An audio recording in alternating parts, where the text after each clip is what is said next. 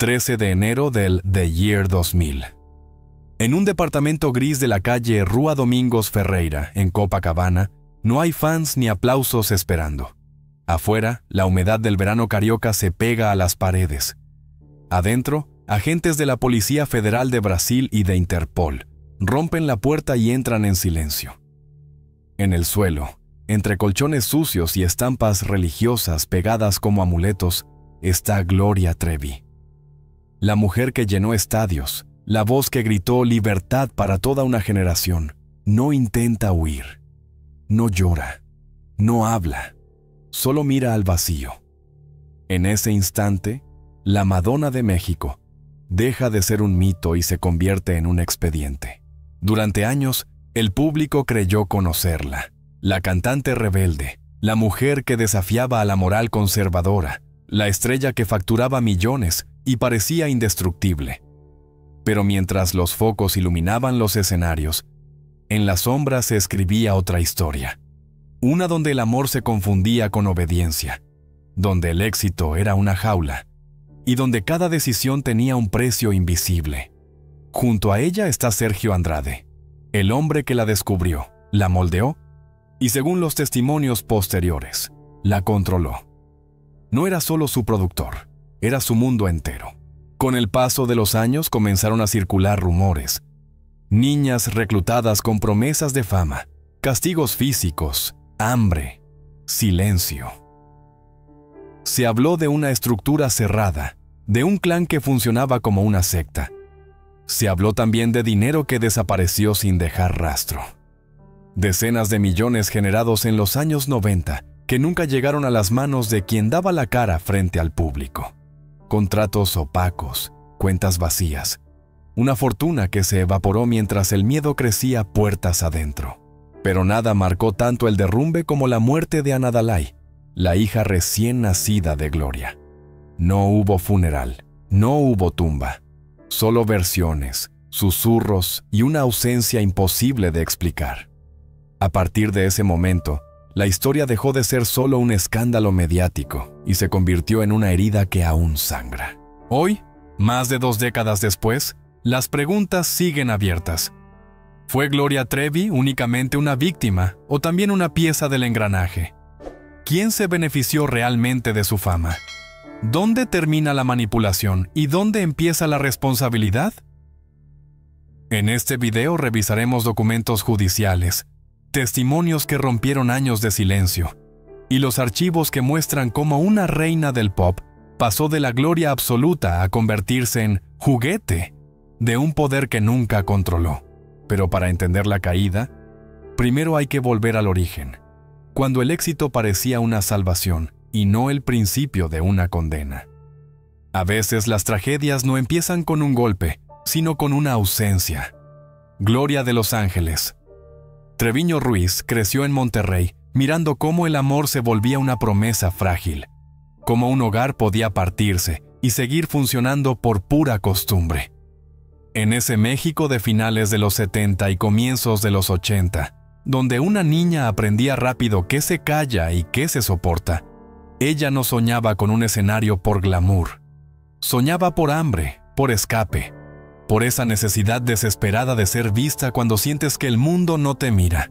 Tenía apenas 12 años cuando tomó una decisión que, en otra familia, habría sonado imposible. Se fue. Se plantó en Ciudad de México sin dinero, sin red, sin nadie que la cubriera si algo salía mal. La capital no era una promesa, era un filtro cruel. Te tragaba o te convertía en alguien distinto. Y Gloria, en lugar de volverse pequeña, se volvió intensa. Había una electricidad en su manera de estar, una mezcla de desafío y necesidad que atraía tanto como asustaba. Esa intensidad fue su arma, y también su puerta abierta para el primer hombre que supo leerla como se lee un contrato. Sergio Andrade era mayor, era astuto, y ya sabía cómo se construye una estrella. En el mundo del espectáculo, los depredadores no suelen entrar con violencia, entran con orden, con método, con palabras que suenan a rescate. Él no le ofreció solo canciones ni un productor. Le ofreció estructura, pertenencia, dirección. le hizo creer que por fin había alguien que entendía su talento, y que ese talento podía convertirse en un imperio si ella obedecía la fórmula. Gloria aceptó, porque el vacío emocional no discute, se aferra. El fenómeno estalla a finales de los 80. En 1989, ¿qué hago aquí? Empieza a colocar su nombre en un lugar que pocas mujeres ocupaban sin pedir permiso. La industria la vende como un terremoto. El público la recibe como una herejía necesaria. En los 90, su imagen se vuelve un símbolo. La chica que se revuelca en el escenario, que rompe las medias, que grita letras que incomodan a los padres y liberan a los hijos. Un país entero aprendiendo a pronunciar rebeldía con música pop. Y con cada disco, con cada gira, con cada entrevista, crece la leyenda de la mujer invencible. Solo que la invencibilidad era parte del truco. Mientras la multitud veía independencia, en privado se consolidaba una dependencia. Andrade no era un hombre en su vida, era el eje, el que aprobaba, el que castigaba, el que repartía el aire. En ese tipo de relación, el cariño se confunde con propiedad. La protección se parece demasiado a una jaula. Y la jaula, para ser perfecta, no necesita barrotes visibles. Basta con que la víctima sienta que afuera no existe nada. Ahí nace la paradoja más venenosa de esta historia. La mujer que cantaba libertad empezaba a vivir con miedo a perder el único amor que creía merecer. El éxito no la salvó del control, lo hizo más sofisticado. Porque cuanto más grande se volvía ella, más necesario era que alguien la administrara como si fuera una marca, un territorio, una moneda. Y ese alguien no compartía, no soltaba, no negociaba. Construía alrededor de ella un mundo cerrado, un lenguaje propio, una lealtad que se alimentaba de culpa. En los pasillos, entre maquillistas y camerinos, se hablaba de disciplina, de reglas, de silencios raros. Nadie lo decía fuerte porque el poder suele venir con amenazas invisibles. Y porque cuando una estrella factura millones, hay demasiada gente comiendo de ese brillo como para querer mirar las sombras.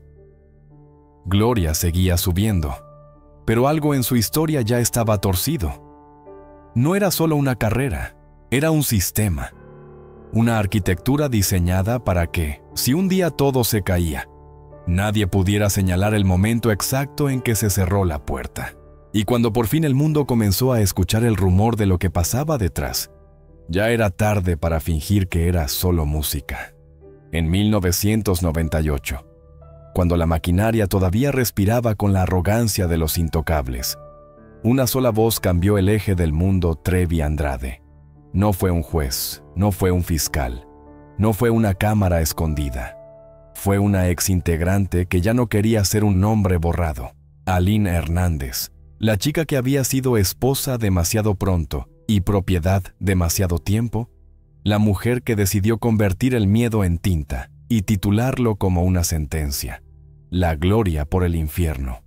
Y en cuanto ese libro tocó la calle, lo que antes eran rumores de pasillo empezó a sonar como un expediente vivo, con detalles que olían a encierro, a hambre, a obediencia entrenada a golpes. Porque lo que Aline describía no era un simple manager controlador, ni un grupo de chicas disciplinadas. Era un sistema, un circuito cerrado donde el amor era moneda falsa y la lealtad se medía con dolor. Se entraba con promesas de escenario y se salía, si se lograba salir, con la mirada aprendida de quien siempre espera un castigo. Los testimonios repetían el mismo patrón, como si una mano invisible hubiera escrito un manual. El aislamiento, la ruptura con la familia, la regla de que nadie fuera alguien fuera de ese núcleo, la vigilancia constante, la culpa convertida en religión, el cuerpo convertido en territorio ajeno. Y ahí es donde el mito de la reina se rompe de forma más incómoda. Porque el nombre Gloria Trevi no aparece solo como víctima en la sombra, también aparece, según múltiples relatos y acusaciones, como pieza funcional de la estructura, la cara luminosa que abría puertas, la figura que podía convencer a una adolescente y a sus padres de que aquel hombre era el camino a la fama. Una celebridad tiene un poder que no se ve en el contrato, la confianza que produce. Y esa confianza, en manos de un depredador, se vuelve el anzuelo perfecto. En esa lógica enfermiza, la admiración no era un aplauso, era una trampa. Las historias de disciplina no eran metáforas. Había hambre, no como accidente, sino como herramienta. Había control del peso y del alimento como si la voluntad se pudiera adelgazar a fuerza de vacío. Había golpes que no buscaban corregir, buscaban quebrar. Y había humillaciones que se recordaban no por el dolor físico, sino por el mensaje. Aquí no tienes dignidad, aquí no te perteneces. Por eso, cuando años después aparecen nuevas demandas con descripciones de latigazos con cable, de cuerpos obligados a soportar la violencia en silencio absoluto, la sensación es la misma. No es un hecho aislado, es el mismo diseño, el mismo método, la misma crueldad con otro calendario. El libro fue la grieta.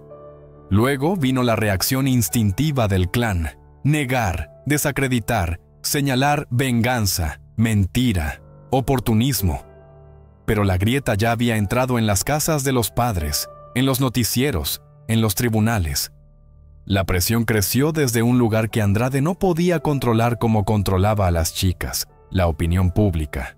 Y cuando el aire se volvió irrespirable, comenzó el otro ritual, el de desaparecer. Entre 1998 y 2000, la fuga fue la segunda cárcel. España, Argentina, Brasil. Un viaje que no tenía glamour, tenía paranoia. Una vida donde el dinero servía para moverse y callar, para esconderse y sostener un grupo atrapado en su propia mentira. Cada frontera era una promesa de salvación, y cada nuevo escondite era una confirmación de que ya no había retorno. Lo que antes era dominio se convirtió en delirio de control. Lo que antes era manipulación se volvió violencia más pura, más urgente, más desesperada. Y en ese clima, el secreto dejó de ser solo abuso. El secreto se volvió supervivencia. Al final, el sistema no cayó por un solo golpe. Cayó por su propia podredumbre, por la acumulación de voces, de pruebas, de madres insistentes, de relatos que se parecían demasiado para ser inventados. Y mientras la historia avanzaba hacia la captura, quedaba una pregunta pegada al pecho como una espina. ¿Qué ocurre cuando una mujer construida como símbolo de libertad termina atrapada en una estructura que la usa, la devora, y además la coloca en el lugar de la cómplice? Esa ambigüedad es la parte más aterradora, porque no permite descansar en una sola palabra. 10 de octubre de 1999. Río de Janeiro no sonaba a cuna, sonaba a encierro. En un departamento donde la humedad se pegaba a las paredes como una confesión, nació Ana Dalai, hija de Gloria y Sergio, pero también hija de una huida, de un nombre falso, de un miedo que ya no distinguía el día de la noche.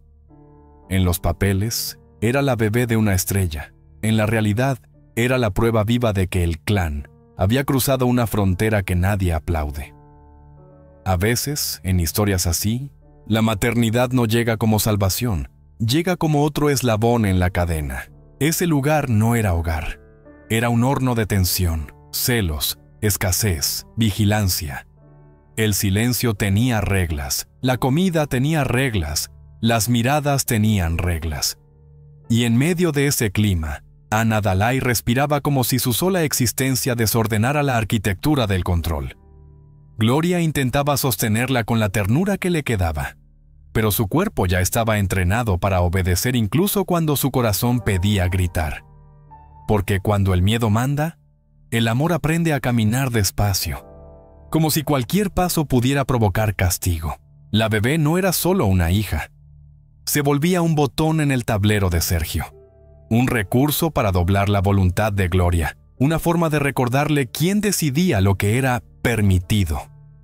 En ese mundo, la maternidad no tenía intimidad.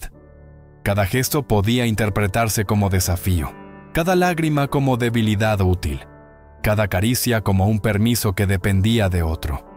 Y aún así, hay algo instintivo en una madre, una defensa que no se apaga del todo, aunque la hayan apagado por años. Gloria cargaba a Ana Dalai, como quien carga un secreto frágil, como si el simple peso de ese cuerpo pequeño pudiera devolverle la idea de que todavía era humana. Pero el calendario no tuvo piedad. 13 de noviembre de 1999. Ese día, la vida de Ana Dalai se cortó dentro del mismo departamento donde había empezado.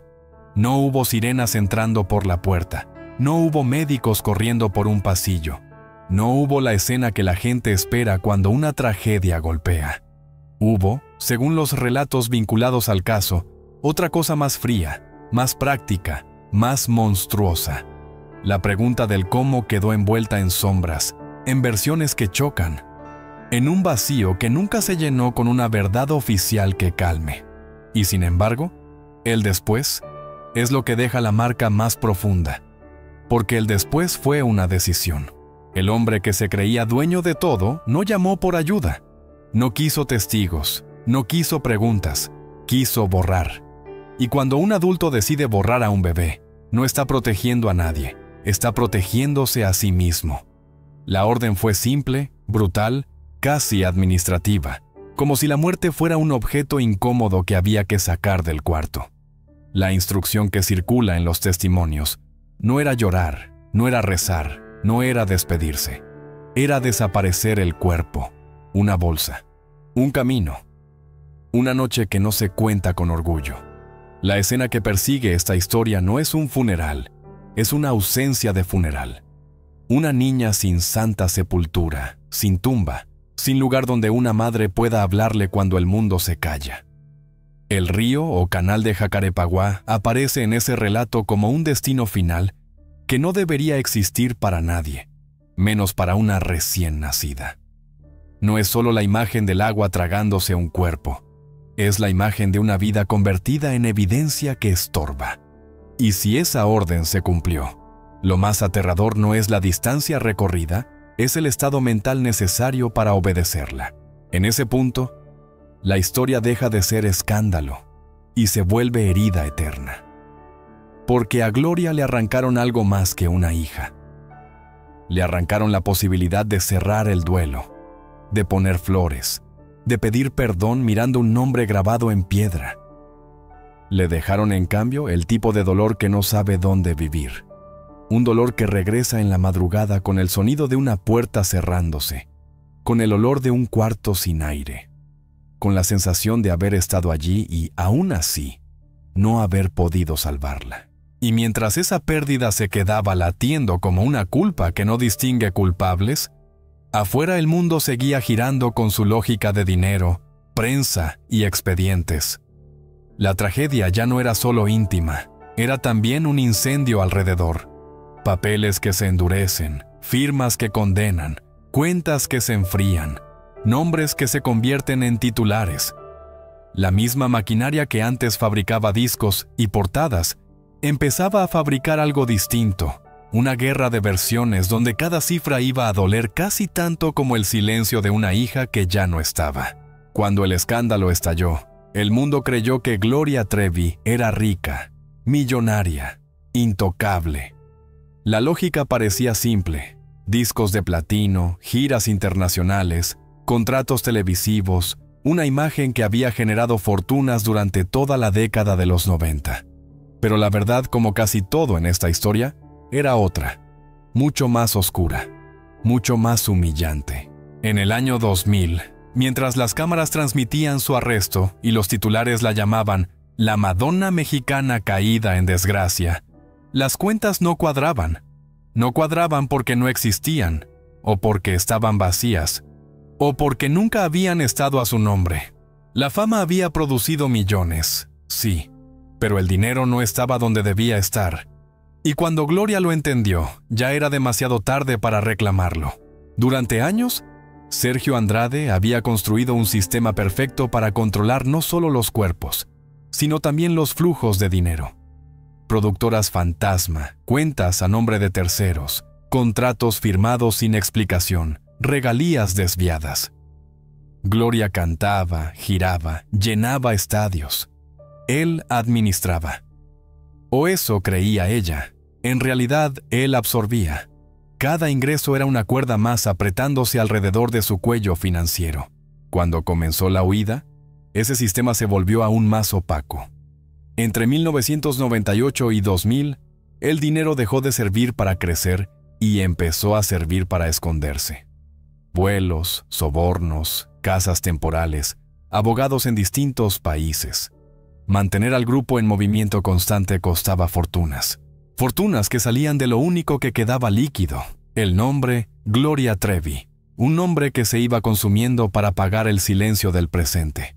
Al momento de su detención en Brasil, los fiscales esperaban encontrar a una mujer con recursos ilimitados. Lo que encontraron fue otra cosa: cuentas congeladas, deudas acumuladas, contratos cancelados. El mito de la cantante rica se desmoronó en los primeros interrogatorios financieros. Cuando fue liberada años después, Gloria lo diría sin rodeos. No volvió a la calle desde cero.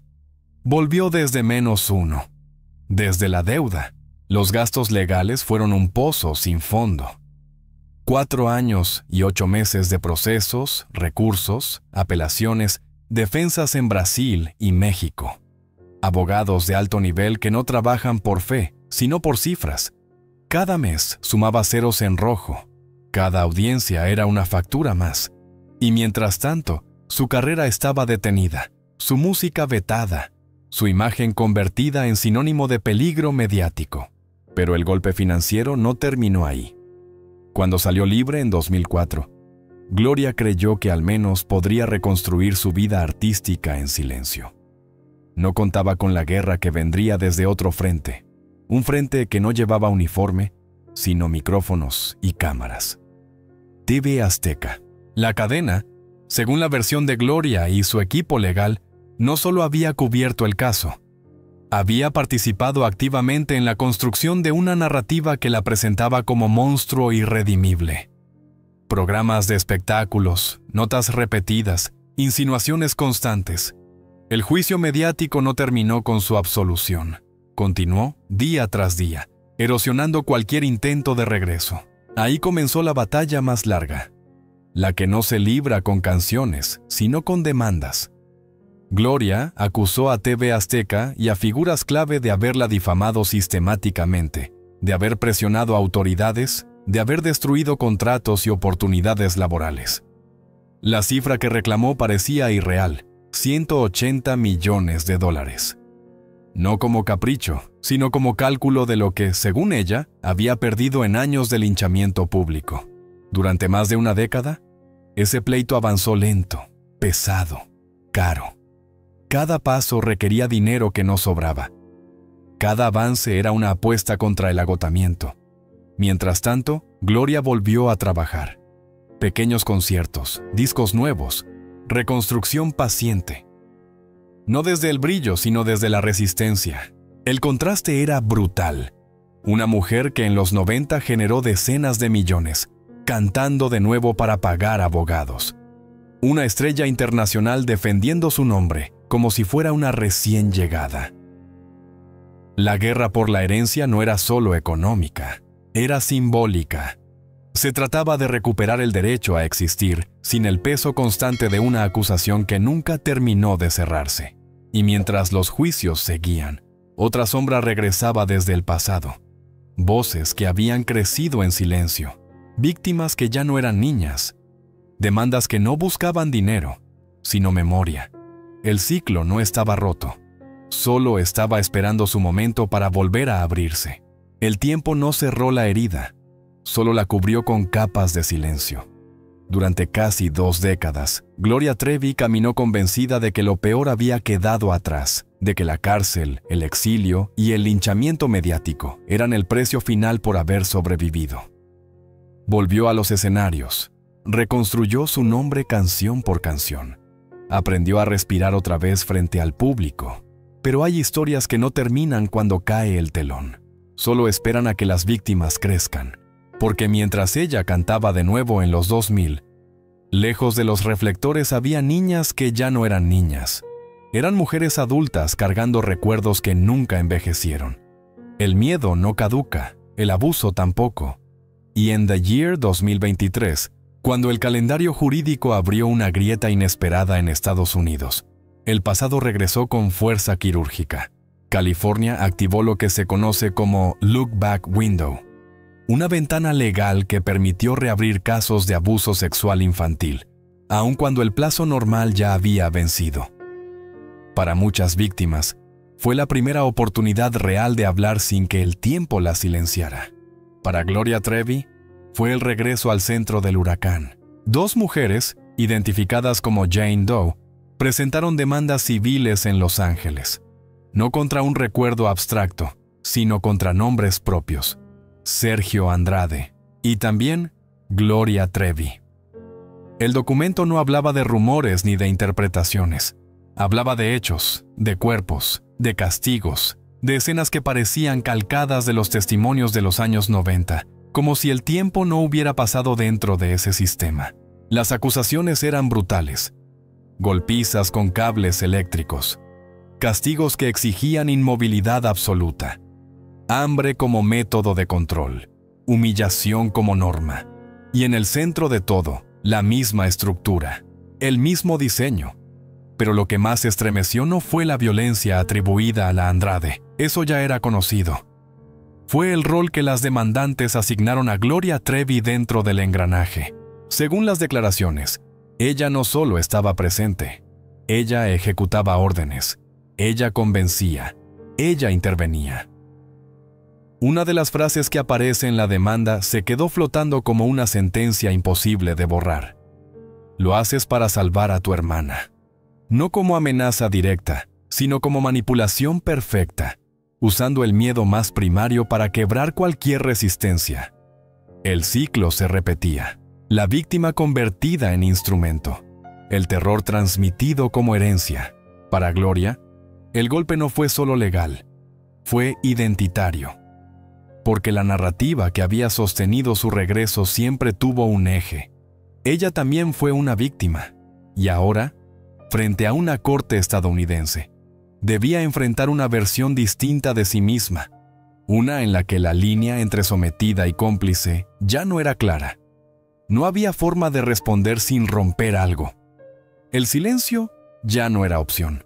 En diciembre de The Year 2023, Gloria presentó una contrademanda. Por primera vez, acusó formalmente a Sergio Andrade en una corte de Estados Unidos por abuso sexual, violencia y coerción. No en entrevistas, no en documentales, en documentos legales. Fue un movimiento tardío para algunos, necesario para otros, pero sobre todo revelador. El ciclo no solo regresaba, se reordenaba, cada quien luchando por ocupar el lugar de la víctima, antes de que el sistema decidiera por ellos. Mientras tanto, otra guerra seguía abierta.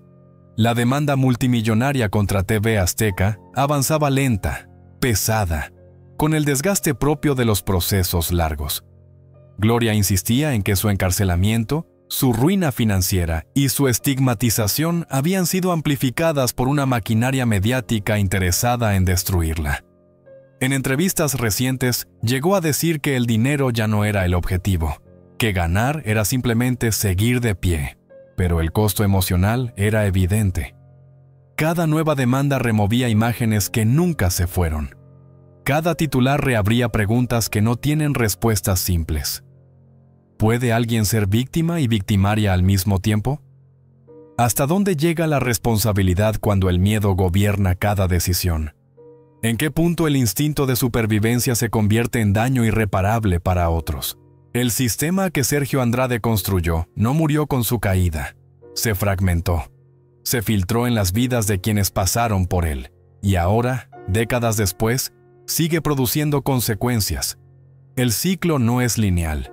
No avanza, gira, regresa. Se repite con otros nombres, otras fechas, otros tribunales. Para Gloria Trevi, this was no un nuevo escándalo. Fue la confirmación de que nunca hubo un después limpio, solo una pausa larga entre dos tormentas. Y mientras los jueces leen documentos y los abogados discuten versiones, hay algo que permanece intacto. El daño no prescribió, solo aprendió a esperar. Y en ese silencio denso que queda tras cada audiencia, Una pregunta vuelve a tomar forma sin necesidad de ser anunciada. ¿Qué queda cuando el pasado se niega a morir? Y el presente exige una verdad que nadie quiere cargar completo. Hay un momento en que el ruido se apaga. No de golpe, sino como cuando un estadio se vacía después del concierto, y solo quedan vasos en el suelo y ecos pegados a las paredes. Para Gloria Trevi, ese momento no llegó con una despedida oficial ni con una última canción. Llegó de manera silenciosa, fragmentada, repartida en años donde el aplauso seguía existiendo. Pero ya no era el mismo aplauso. Después de salir libre en The Year 2004, el país la recibió con una mezcla incómoda de morbo y expectativa. No había alfombras rojas esperándola, pero sí cámaras. No había homenajes, pero sí micrófonos listos para preguntar lo que nadie sabía responder. Gloria regresó al escenario no como una reina, sino como una sobreviviente que debía probar, noche tras noche, que aún merecía estar ahí. Volvió a cantar. Volvió a grabar. Volvió a subirse a escenarios medianos primero, después más grandes. Pero algo había cambiado en la forma en que la miraban. El público ya no veía solo a la mujer que rompía medias y gritaba libertad. Veía también el expediente, la cárcel, el nombre de Andrade flotando como sombra persistente. Cada canción cargaba un peso nuevo, una lectura distinta. El cuerpo seguía bailando, pero la historia se había vuelto más densa. En esos años, Gloria intentó reconstruir una normalidad que nunca había conocido. Se convirtió en madre nuevamente, esta vez desde otro lugar, con otra conciencia. Sus hijos crecieron lejos del espectáculo, protegidos de una industria que ella ya entendía demasiado bien. La maternidad dejó de ser herramienta de control y se volvió refugio, un espacio donde no había contratos ni órdenes externas.